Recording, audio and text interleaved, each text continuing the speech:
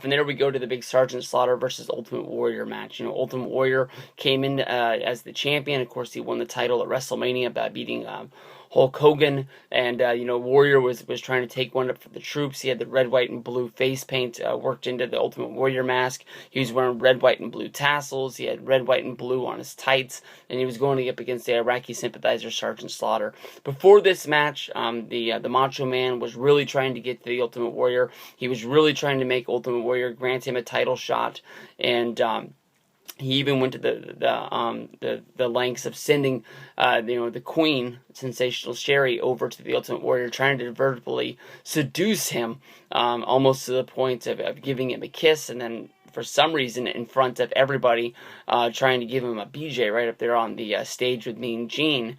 Ultimate Warrior shoots him down, and Macho Man tries to make the run-in to attack the Ultimate Warrior.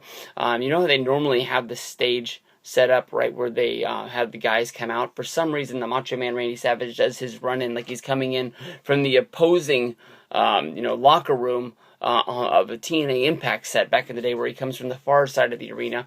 He has to run basically through the crowd, jump the barricade, and then he run around the ring and then up the ramp like he's going into the dressing room. I don't know where he was coming from, but they had him in some secluded, far-off part of the arena for some reason.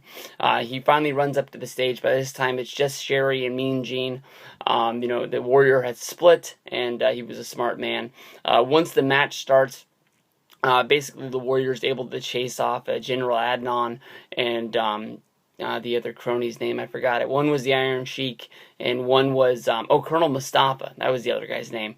He's able to chase both of those guys off to make it a one-on-one affair, but Warrior is attacked in the entranceway, and he has to basically crawl back to the ring before Sgt Slaughter gets the 10 count, and the match is going on. It looks like the Warrior is getting the upper hand, and at this point, Macho Man Randy Savage comes down, and Sensational Sherry. They're surrounding the ring.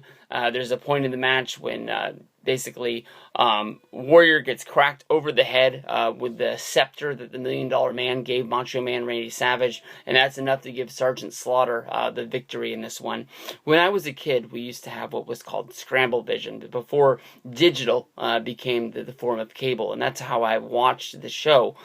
Basically, you would flip on channel 99, which was the pay-per-view channel, and you couldn't see the picture, but you could hear what was going on. A lot of people that are my age will love reminiscing about Scramble Vision. I remember watching this at my mom's house, and she happened to have some friends over from work that had some kids that were my age, and there was one younger kid who didn't understand what we were doing, and every 5 minutes he was going and running and telling on what we were doing. But in my mindset as a kid, this would be 1991, so I was 10 at the time, I sort of thought that what I was doing was wrong, that I was basically stealing the signal, and basically, so he would go run and tell that the television was broken, and I would, tell the kid that the TV's not broken, that this is the only way that we can watch it, and he just didn't understand, so he kept on telling us. So every time he would tell on us, we'd have to change the channel, and of course then we'd change it back to be getting this.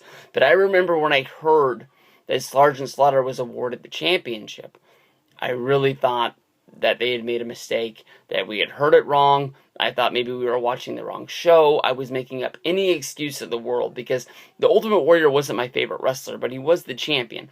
Sort of like, President Obama is not my favorite president of all time, but he is the United States president until the day that he's voted out of office or leaves office.